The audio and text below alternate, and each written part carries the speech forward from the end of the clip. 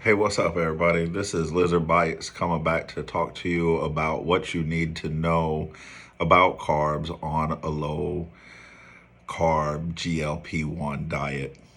So, this would clear up some misunderstandings because a lot of times I stress, having low carb, which really isn't, the focal point of how to approach carbohydrates on a diet. Uh, Definitely lower than the recommended intake, but also making sure that the quality of those carbohydrates are the right kind for digestion and for dieting. And I'll get back into all of that after telling you who this video is brought to you again by.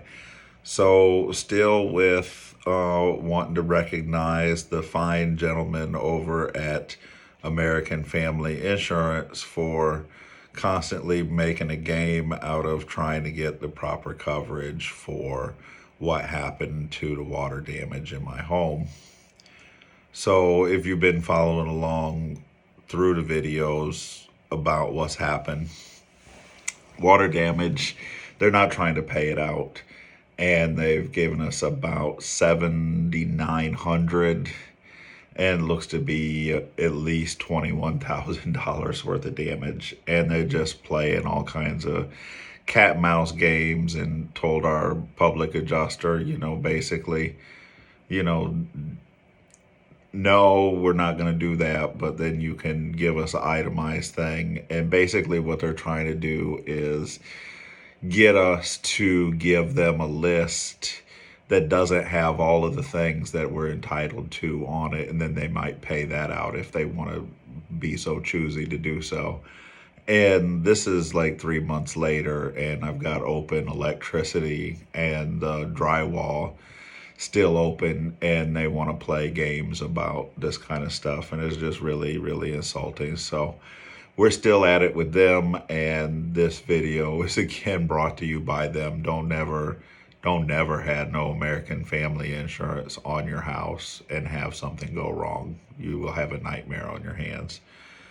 So back to the topic at hand of the carbohydrate approach on a GLP-1 diet and what you really need to know to have success with the medication and lose weight and minimize the side effects and still feel, your energy and health. So starting out with trying to understand what the GLP-1 medication does in your body. And one of the main things it does is it makes you feel fuller by slowing down the gastric emptying, which means, if you eat something, it's going to sit in your food, sit in your stomach longer before it can really digest and start moving.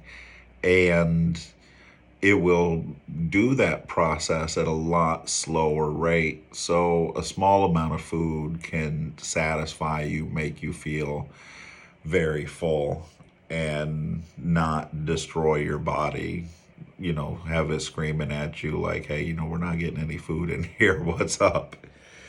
So also the kind of common misconception about the carbs themselves where a lot of people focus on the low carb diet and try to go keto, no carb, which given people's preferences, that's not going to say that that's not going to work. We just choose not to. I feel like that's a little bit rougher on the body to try to maintain a state of ketosis.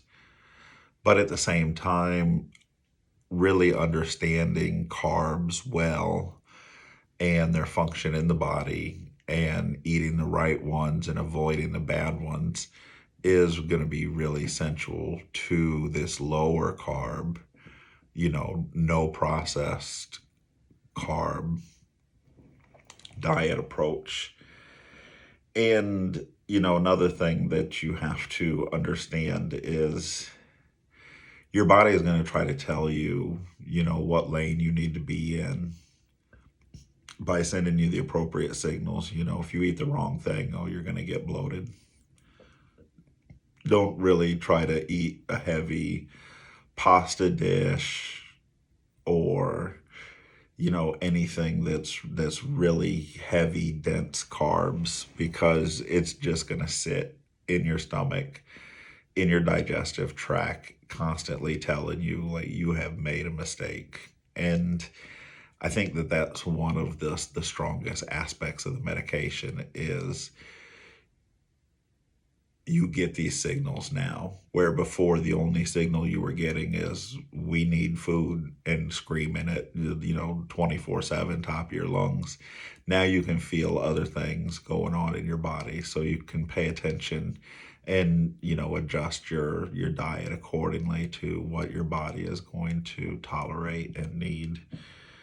The other thing going into understanding the different kinds of carbs is at a chemical level, the refined carbohydrates digest, turn into sugar, go into your bloodstream at a very high rate, because they're simpler chemicals. They're not attached to any fiber. Your body doesn't have to expend any effort to break it down. It's just sugar straight to the bloodstream. And, the starches, the different kinds of hidden sugars, all of these things are going to contribute to that.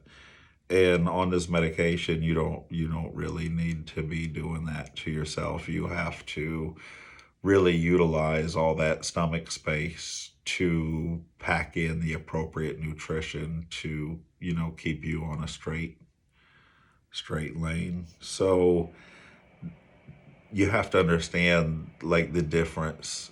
The complex carbohydrates that we want, are going to be in, whole oats, lentils, whole grains, vegetables, things like that. What we don't want is the simple carbohydrates, which are the sugars, the refined starches, things that your body breaks down and puts sugar into the bloodstream at a high rate. So as long as you kind of understand, we want one thing, we don't want the other, and you use that to your advantage, your lower amount of carbs is exactly what your body is going to need and going to be able to convert into the energy, keep you full, and not wreak havoc on your system.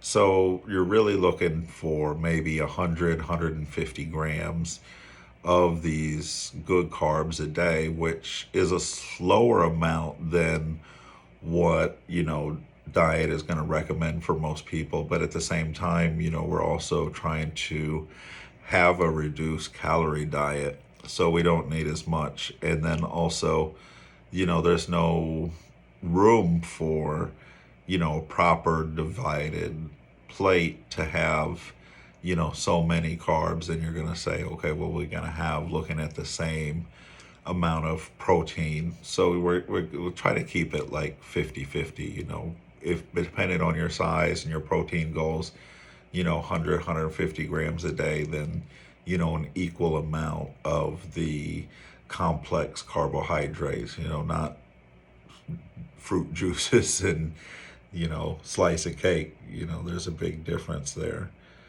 And then, it's really just about eating things in the right portions. And with the medication, you're going to be stronger at it. Before taking a diet seriously, I remember, a couple times a week, pizza, pasta, all of these things. Now I hardly eat any of that stuff whatsoever. Bread rarely, maybe a peanut butter and jelly sandwich on some high quality bread or something like that. But for the most part, I'm not eating the same foods in the same kind of proportions. And a lot of the mindset has been to settle on a better balanced plate than the Midwestern standard American. You know, everything's a casserole, breakfast casserole, big lunch sandwich, dinner, hamburger helper, casserole, you know, no sides, maybe some bread, slice of cake, and some ice cream after. You know, we can't eat like that anymore. You know, you got to learn the right mix. So that's where we're at with the carbohydrates, and really, you know, getting to understand what's going on with that. And this is going to tie in with a blog post that I wrote earlier this morning. And, you know, from here going on to the next one, something to look forward to is, you know, I read a lot about, oh, the benefit, the positives of tequila as a drink because it having a lower sugar content. So I went and grabbed a bottle while I was at the store the other day. Got some good mixers and some fruit and things like that. We make some drinks and get into, you know, how we can have a low carb drinks to go with our GLP-1 diet. And we're going to be highlighting the tequila. So that's coming up next. Maybe I'll even get some photos for that in all of this mess, since I don't need a whole kitchen to make some drinks. So hopefully this helps you and you enjoyed it, and you stay tuned for more. And I'll let you go for this one. Bye.